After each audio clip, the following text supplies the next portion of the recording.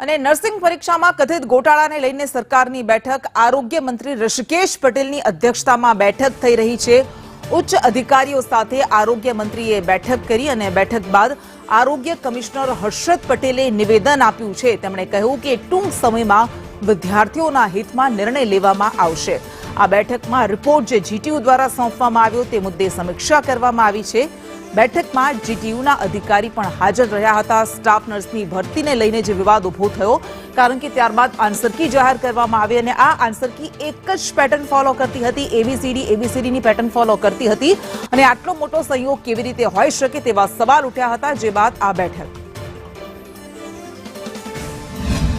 Technological યુનિવર્સિટીના vice chancellor અને અમે લોકોએ બધી બાબતોથી બ્રીફિંગ કર્યું છે।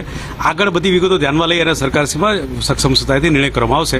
વિદ્યાર્થીઓના હિતમાં નિર્ણય થશે અને બધીની નિર્ણય પ્રક્રિયા છે એ જેવો નિર્ણય થશે એટલે જાહેર કરવામાં આવશે। પરીક્ષા કેન્સલ થશે?